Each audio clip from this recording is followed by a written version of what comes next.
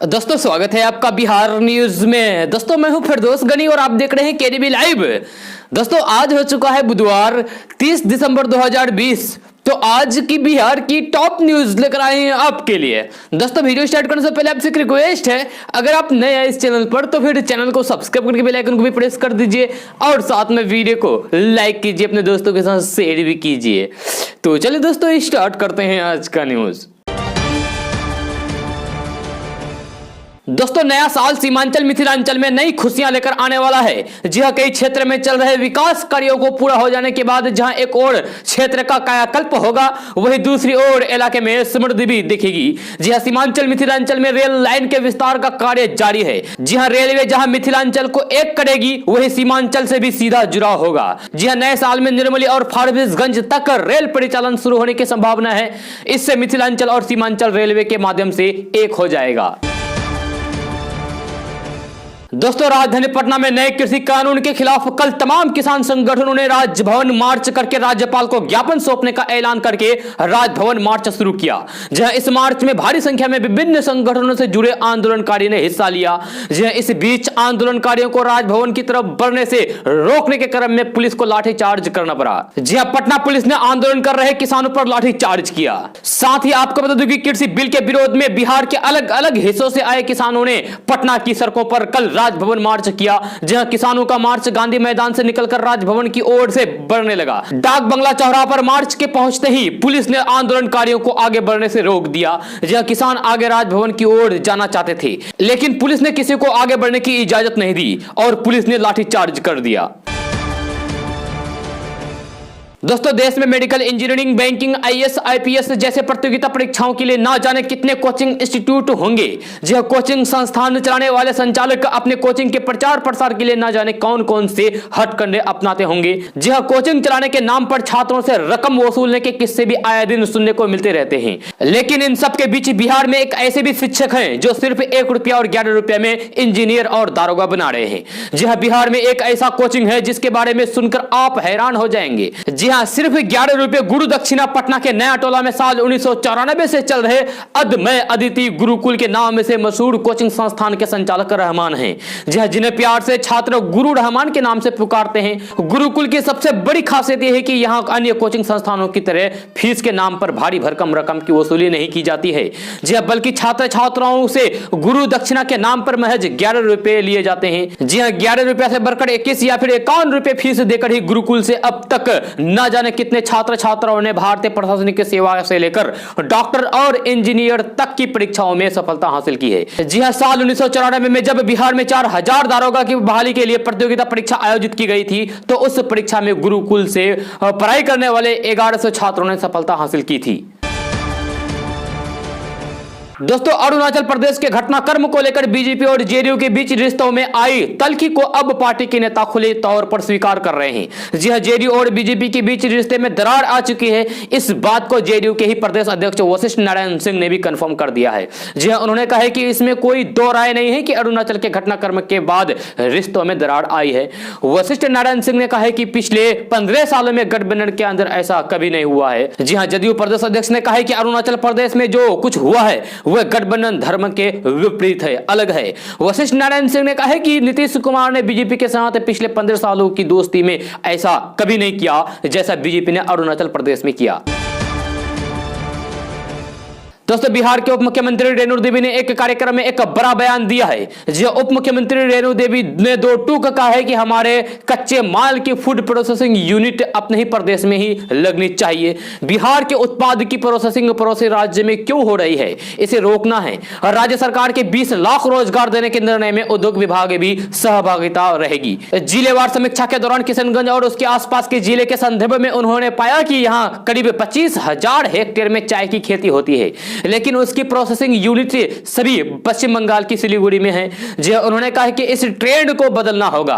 क्षेत्रीय अफसरों के सुझाव पर उन्होंने वरिष्ठ अधिकारियों से कहा है कि इस मामले में पता लगाए कि आखिर हमारी उद्योग नीति में क्या खामी है। चाय की तरह ही किशनगंज, पूर्णिया और उसके निकटती यानी कि आसपास के जिलों में अनानास उत्पादन भी अच्छा खासा होता है, लेकिन प्रोसेसिंग उससे कहीं अधिक दूर होता है। जो उन्होंने कहा कि प्रदेश से भारी संख्या में चावल की टूर बाहर चली जाती है, जबकि हम उसे एथेनॉल बनाने में यही उपयोग कर सकते हैं, बिहार में ही उपयोग कर सकते हैं।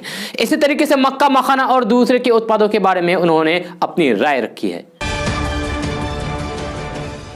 दोस्तों, बिहार विधानसभा चुनाव में एलजेपी की बगावत जेडीयू को भारी पड़ी। जहां एलजेपी की ही बगावत का नतीजा था कि जेडीयू इस बार के चुनाव में 43 सीटों पर सिमट कर रह गई। जहां जदयू ने भी इस बात को स्वीकार किया है कि एलजेपी की वजह से उसे कई सीटों पर नुकसान हुआ है। जहां अब चुनाव को बीते 2 महीने होने को है, लेकिन जदयू अब भी चिराग पासवान पर तकरार जारी है। जहां आपको बता दूं कि आरसीपी सिंह का एक बार फिर से चुनाव परिणाम को लेकर दर्द छलका। जहां उन्होंने एलजेपी अध्यक्ष चिराग पासवान की ओर से इशारों करते हुए कहा कि कोई किसी की समय पर सभी प्रकार से मदद करे, उसे स्थापित करने में सहायता करे और जब मौका आए तो वे छुरा घोंपने का काम करे। ये तो धोखा हुआ ना। जी हां, आरसीपी सिंह ने कहा है कि उन्होंने सिर्फ हमारे साथियों के खिलाफ उम्मीदवार खड़े कर दिए। जी हां, लेकिन उनको क्या मिला? महज कुछ प्रतिशत वोट, जिसे कुछ नहीं होता है। जी हां, लेकिन बिहार की राजनीति में लोग उनको इस बात के लिए याद रखेंगे कि एक ऐसे नेता के खिलाफ उन्होंने उम्मीदवार खड़ा कर दिया जिसने बिहार के सभी वर्गों के लिए, समाज के लिए काम किया है। जी हां, उन्होंने कहा कि जो बिहार को विकसित बिहार बनाना चाहता है वे उनके पैरों में जंजीर बांधना चाहते हैं। मैं किसी एक व्यक्ति का नाम नहीं लूंगा, लेकिन लोगों ने देखा होगा कि 2019 के लोकसभा चुनाव में पूरी ईमानदारी के साथ हम लोगों ने साथ मिलकर काम किया था। 39 सीटों पर हमने सफलता हासिल की थी। दोस्तों, भाजपा और जदयू के तनाव के बीच वरिष्ठ आरजेडी नेता और पूर्व बिहार विधानसभा स्पीकर उदय नारायण चौधरी ने सोमवार को एक बड़ा बयान दिया है। जी हां, उन्होंने कहा है कि अगर नीतीश कुमार भाजपा एनडीए छोड़ते हैं और तेजस्वी यादव को बिहार का मुख्यमंत्री बनाते हैं तो विपक्ष उनको 2024 के लोकसभा चुनाव में पीएम उम्मीदवार के रूप में प्रोजेक्ट करने की करेगा। जी हां, आपको बता दें कि विपक्षी आरजेडी दोनों दलों के बीच तनाव के चलते बिहार घटनाक्रम पर बारीकी से नजर बनाए हुए हैं। जी हां, आरजेडी नेताओं ने कहा है कि भाजपा गठबंधन के बावजूद नीतीश कुमार पर अपना अधिकार जता रही है। आपको बता दें कि अरुणाचल प्रदेश में जदयू के 6 विधायक भाजपा में शामिल होने के बाद से दोनों पार्टियों के बीच सब कुछ ठीक नहीं है। जी हां, जदयू भाजपा पर गठबंधन धर्म पालन न करने का आरोप भी लगा चुकी है। इसके अलावा पार्टी बिहार में लव जिहाद कानून की संभावनाओं को भी नकार चुकी है। जी हां, इधर मामले की गंभीरता को देखते हुए भाजपा सोमवार को डैमेज कंट्रोल में आ गई है। जी हां, राज्यसभा सांसद और बिहार के पूर्व डिप्टी सीएम सुशील कुमार मोदी ने कहा है कि एनडीए गठबंधन अनब्रेकेबल है। जी हां, उन्होंने कहा है कि नीतीश कुमार बिहार सीएम पद के लिए एनडीए के स्वाभाविक विकल्प थे, भले ही वे खुद मुख्यमंत्री नहीं बनना चाहते थे। दोस्तों, स्टाइपेंड की मांग को लेकर बिहार भर के मेडिकल कॉलेज और अस्पताल के जूनियर डॉक्टर हड़ताल पर हैं।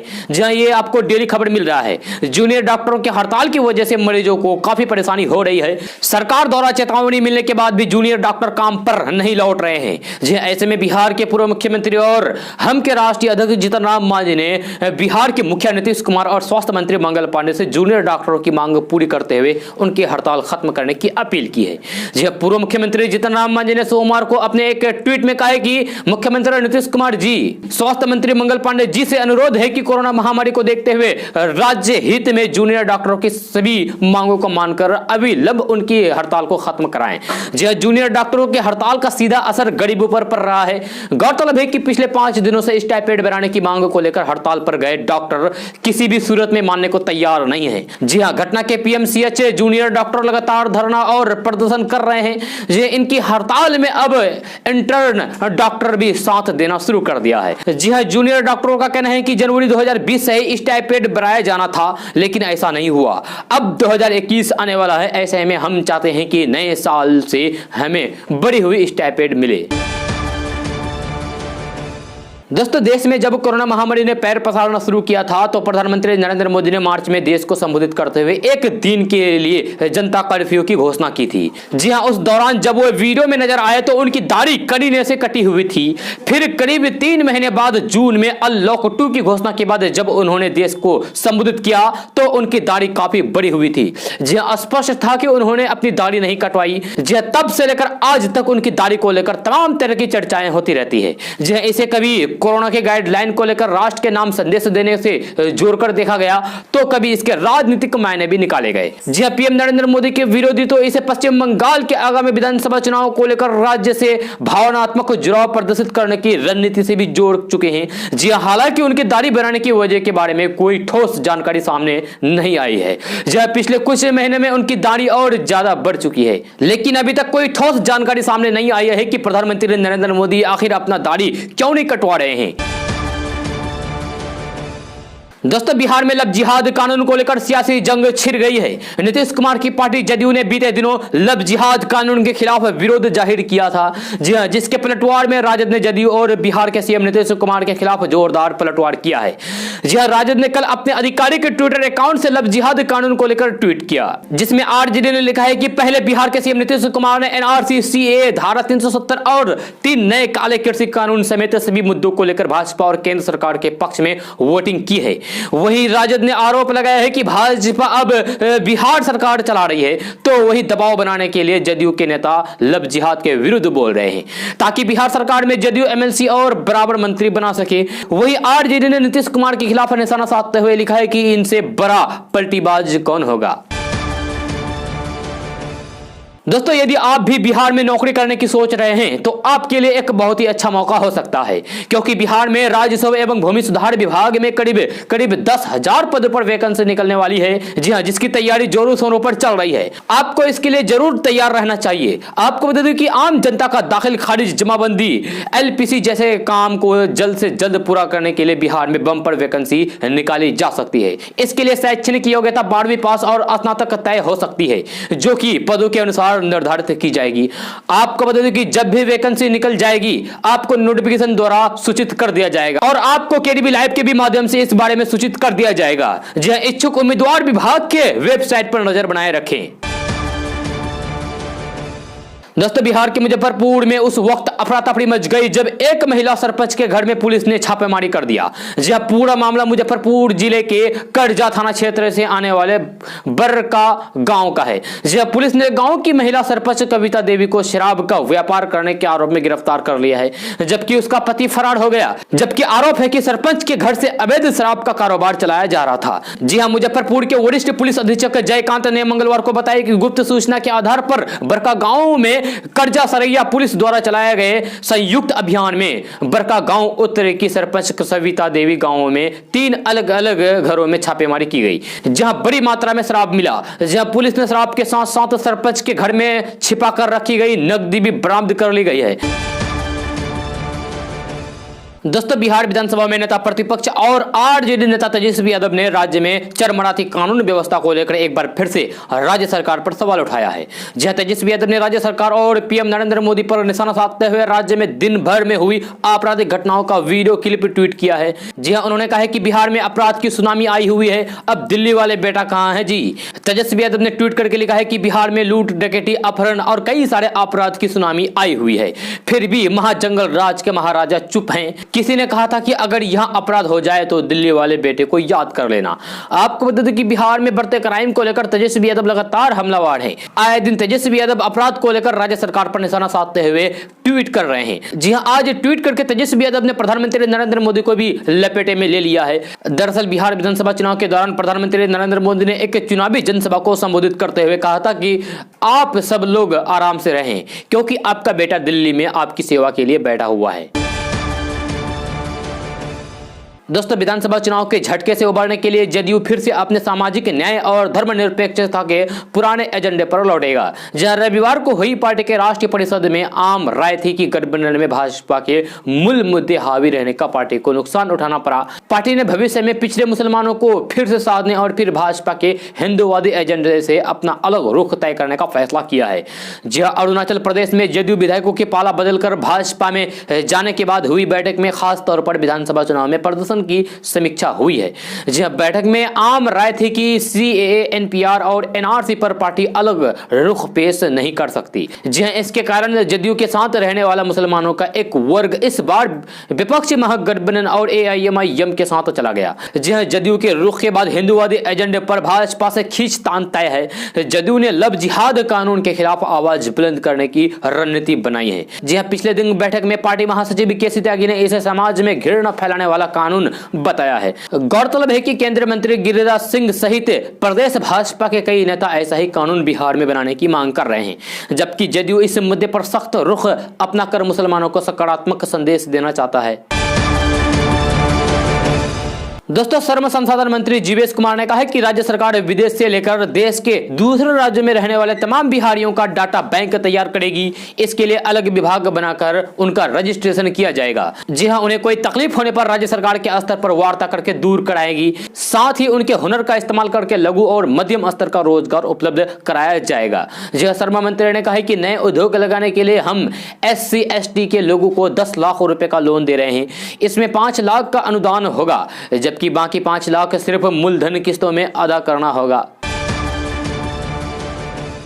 दोस्तों, ड्राइविंग लाइसेंस बनाने वालों के लिए अच्छी खबर है। जहां पासपोर्ट की तर्ज पर नए साल में ड्राइविंग लाइसेंस बनवाने वाले भी अपनी मर्जी के अनुसार टाइम स्लॉट का चयन कर सकेंगे। जहां परिवहन विभाग ने पटना सहित कुछ जिलों में इसका ट्रायल शुरू कर दिया है। जहां जल्द ही पूरे राज्य में ये व्यवस्था लागू कर दी जाएगी। जहां मौजूदा व्यवस्था में ड्राइविंग लाइसेंस बनाने वालों को किस दिन ड्राइविंग की परीक्षा देनी है, इसका समय और दिन परिवहन विभाग की ओर से ही तय किया जाता है। ऐसे में अगर किसी को उस दिन काम आ जाए तो फिर लोगों को मजबूरी है में ड्राइविंग लाइसेंस की परीक्षा देने के लिए बाध्य होना पड़ता है। इसी उद्देश्य के साथ विभाग ने तय किया है कि जिस तरीके से पासपोर्ट बनाने के लिए लोग अपनी सुविधा के अनुसार समय और दिन का चयन करते हैं, उसी तरीके से ड्राइविंग लाइसेंस बनवाने के लिए भी वही सुविधा दी जाए।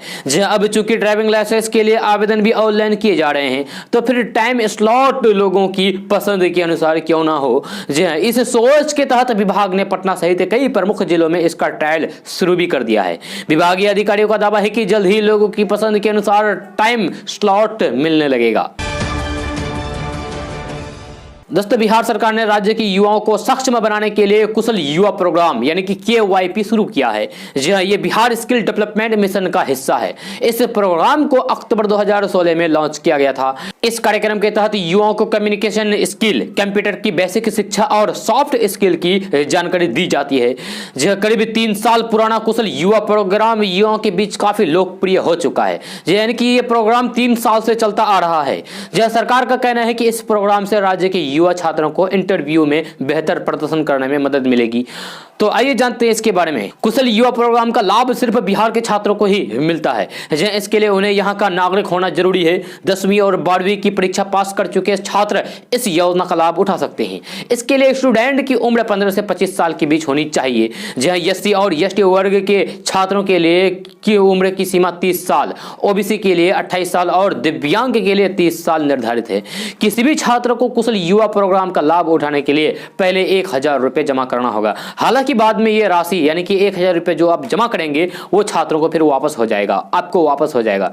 जी हाँ, कोर्स सफलतापूर्वक पूरा हो जाने पर KYP की फीस का ये पैसा स्टूडेंट के बैंक खाते में डाल दिया जाएगा। अगर कोई छात्र 3 बार कोशिश करने के बाद भी कुशल युवा प्रोग्राम के कोर्स की परीक्षा नहीं पास कर पाता है तो उसकी राशि जब्त कर ली जाएगी।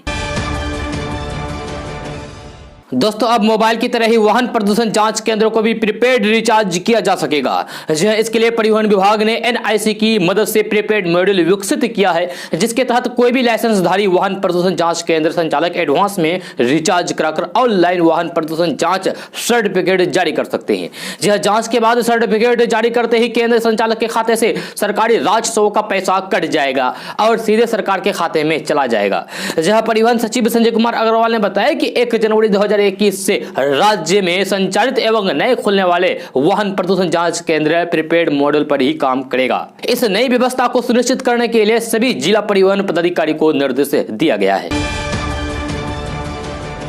दोस्तों, बिहार में कोरोना संक्रमण की रफ्तार अब धीमी हो गई है। जी हां, लेकिन इसके बावजूद भी हर रोज सैकड़ों की संख्या में पॉजिटिव मरीज मिल रहे हैं। स्वास्थ्य विभाग की ओर से ताजा अपडेट जारी की गई है। इस अपडेट के मुताबिक बिहार में 622 लोग कोरोना के नए पॉजिटिव मरीज मिले हैं। इसके साथ ही राज्य में कोरोना संक्रमितों की संख्या बढ़कर 2,51,926 हो गई है। जी हां, बिहार में फिलहाल 5,234 कोरोना के एक्टिव मरीज है, जिसका इलाज विभिन्न अस्पतालों में चल रहा है। राजधानी पटना में कोरोना का कहर थमने का नाम नहीं ले रहा है। राजधानी पटना में एक बार फिर से सबसे ज्यादा 241 नए मामले सामने आए हैं। जी हां, मंगलवार को जारी ताजा अपडेट के मुताबिक बिहार के विभिन्न जिलों से 622 नए मामले सामने आए हैं। दोस्तों दिल्ली से सटे बॉर्डर पर किसान बीते 34 दिनों से आंदोलन कर रहे हैं। जहां किसानों को आंदोलन करने में कोई दिक्कत ना हो इसके लिए हर तरह से उसकी मदद की जा रही है। किसानों की मदद के लिए कई गैर सरकारी संगठन पार्टियां भी जोरों शोरों से जुटी हुई है। जहां इसी कड़ी में खालसा एड ने दिल्ली के सिंघू बॉर्डर पर एक किसान मॉल खोला है, जहां किसानों को उनके दैनिक जरूरत के हिसाब से हर चीज बिल्कुल फ्री में मिलेगी। जहां ये दुकान में जूता, चप्पल, तेल, साबुन, गीजर, टूथपेस्ट, डिस्पोजल बैग जैसी रोजमर्रा की जरूरतों का हर सामान मिलेगा और भी बिल्कुल फ्री में। जी हां, ऐसे ही एक दुकान एक हफ्ते पहले टिकरी बॉर्डर पर भी खुली थी। इसके बाद रविवार की शाम सिंघू बॉर्डर पर दूसरी दुकान खुली है। जी हां, इस दुकान में कुल 28 ऐसे सामान मिलेंगे जिनके लिए किसानों को भटकना पड़ता था। जी हां, यहां से मुफ्त सामान लेने के लिए किसानों को एक टोकन नंबर दिया जाता है। साथ ही फर्जी लोगों से बचने के लिए सामान लेने वाले का नाम, नंबर, आधार नंबर भी लिखा जा रहा है। जी हां, सोमवार दोपहर जब ये दुकान किसानों के लिए खुली तो वहां लाइन लग गई। इसके बाद खालसा एड के कार्यकर्ताओं ने सबको सामान दिए, साथ ही उन्होंने किसानों को फल भी बांटे। दोस्तों इस वक्त एक बड़ी खबर पटना से सामने आ रही है। बिहार सरकार ने 20 आईएएस अफसरों का तबादला कर दिया है। जहां सामान्य प्रशासन विभाग की ओर से इसकी अधिसूचना जारी भी कर दी गई है। बिहार सामान्य प्रशासन विभाग की ओर से जारी अधिसूचना के मुताबिक 2016 और 2017 बैच के बिहार प्रशासनिक सेवा के इन अफसरों को हाल ही में प्रमोशन मिला था। जहां जिन्हें नई पोस्टिंग मिली है। तबादले की सूची में सचिव, अपर सचिव, संयुक्त सचिव और एडीएम रैंक के अधिकारी शामिल है। दोस्तों आप अगर मटर खाने के शौकीन हैं तो अब आपका सावधान रहना भी जरूरी है, क्योंकि चीन ने अब मटर को भी भारतीयों के सेहत को बिगाड़ने का एक जरिया बना दिया है। जहां चीन ने भारत की अर्थव्यवस्था और यहां के लोगों के सेहत को बिगाड़ने का एक नया जरिया तैयार किया है, जिसे नेपाल के जरिए बिहार में भेजा जा रहा है। जी हां, भारत में भेजा जा रहा है। यहां कुछ और नहीं बल्कि आपके खाने में इस्तेमाल होने वाला मटर है, जिसे चाइनीज मटर कहा जाता है। केमिकल से सना यह हरा नकली मटर भी बड़ी मात्रा में तस्करों के जरिए भारत में भेजा जा रहा है। जहां चीन भारत के बाजारों और मंडियों में जहर सजाने की साजिश को अंजाम दे रहा है। नकली चावल, अंडे वगैरह के पोल खोलने के बाद अब नेपाल के रास्ते बिहार सहित भारत के कई अन्य हिस्सों में अब नकली मटर की तस्करी की जा रही है। जहां इस जहर को भारत भेजने में ये कंधे की तरह नेपाल का इस्तेमाल कर रहा है, जिसका खुलासा आए दिन तेजी से होता जा रहा है। जहां बीते सोमवार को भी भारत नेपाल बॉर्डर पर बिहार में एसएसबी के जवानों ने बड़ी संख्या में चाइनीज मटर को भारत लेकर आ रहे तस्करों को दबोचा है। चाइनीज से भेजे जा रहे हरा मटर असली नहीं बल्कि नकली है। जी हां, ये स्नो पीस और सोयाबीन आदि से बनाई जाती है। इसके बाद इसे हरे रंग में रंगाया जाता है। जी हां, उस रंग को तैयार करने के लिए सोडियम मोटा बाइसल्फेट नामक केमिकल का उपयोग किया जाता है। दोस्तों बिहार कांग्रेस से एक बड़ी खबर सामने निकल कर आ रही है, जहां दो कांग्रेसियों के बीच गुत्थम गुत्थी की नौबत आ गई। जहां वहां मौजूद लोगों ने किसी तरीके से समझा बुझाकर मामले को टाल दिया। आपको बता दें कि बिहार विधानसभा चुनाव में कांग्रेस की बुरी तरीके से हार के बाद पार्टी के अंदर भारी आक्रोश है। कांग्रेस के नेता अपने ही वरिष्ठ नेताओं से खासे नाराज हैं। आक्रोश इतना बढ़ गया है कि हाथापाई की नौबत आ पहुंची। जहां पटना में 3 दिन पहले एक वैवाहिक कार्यक्रम में कांग्रेस के नेता खुलेआम भिड़ गए। दोनों नेता आपस में ही दो हाथ करने को तैयार हो गए। जी हां, वर बहू स्वागत समारोह में कांग्रेसी गुत्थम गुत्थी की नौबत आ गई थी, जहां पर मौजूद लोगों के हस्तक्षेप से हाथापाई को टाल दी गई। लेकिन मामला अब आगे भी बढ़ गया है। दोस्तों बिहार में कांग्रेस के द्वारा जेडीयू को ऑफर दिए जाने के बाद बिहार में बयानों का दौर शुरू हो गया है। जहां कांग्रेस के प्रवक्ता राजेश राठौर ने एक बयान दिया है, जिसमें उन्होंने कहा कि कांग्रेस में 2 धारा नहीं है, कांग्रेस में एक ही धारा है, वह है राहुल गांधी और सोनिया गांधी। राजनीति में असमंजस्य की स्थिति में नीतीश कुमार हैं और नीतीश कुमार को सोचना चाहिए कि कितने दिनों तक बीजेपी उनको मुख्यमंत्री बनने देना चाह रहा है। उन्होंने कहा कि कुछ दिनों के बाद नीतीश कुमार बीजेपी से अलग होंगे या फिर बीजेपी के मुख्यमंत्री बनकर रह जाएंगे। अरुणाचल प्रदेश तो बस झांकी है, बिहार अभी बाकी है। सभी जदयू एमएलए से बीजेपी में चले जाएंगे तो फिर नीतीश कुमार अकेले बचकर क्या करेंगे। नीतीश कुमार के पास यही विकल्प है कि बीजेपी को छोड़ें या फिर बीजेपी में जाएं। दोस्तों कृषि मंत्री नरेंद्र सिंह तोमर ने कृषि आंदोलन को सही बताते हुए कहा कि इससे किसानों को ताकत मिलेगा और मोदी सरकार ने किसान और कृषि दोनों के हितों के लिए पूरी तरीके से प्रतिबद्ध है। उन्होंने कहा कि मोदी सरकार ने 6 साल में काफी कदम उठाए हैं और एमएसपी पर 50% देने का निर्णय करने के साथ साथ फसल की खरीद को भी बढ़ाया गया है। इसके साथ ही अब दलहन और तिलहन की भी खरीद की जाती है। कृषि मंत्री नरेंद्र सिंह तोमर ने कहा कि किसानों के साथ कोई अमानत भी खयानत नहीं कर सकी। बुआई ढलाई के समय औसत मूल्य तय होगा और उससे प्रोसेसर भाग नहीं सकता। जहां उन्होंने कहा कि प्रोसेसर के अनुसार किसान अपने खेतों में खेती करेगा और किसी भी तरीके से अगर उस तरीके की फसल नहीं आई जो कि प्रोसेसर चाहता है तो भी वह उसी कीमत पर फसल खरीदेगा।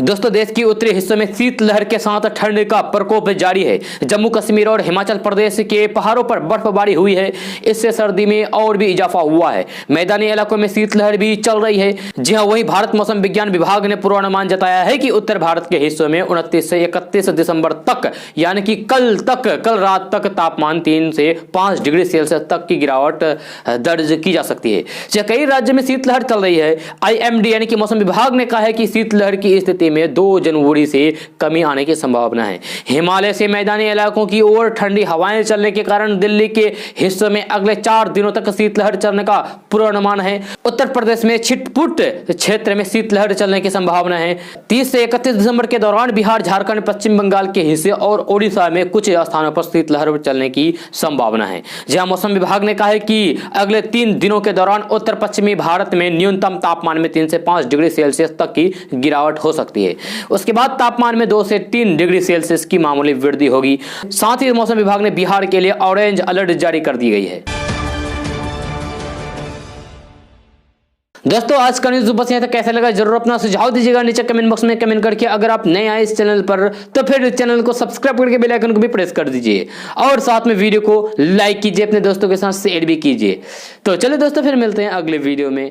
जय हिंद, जय बिहार।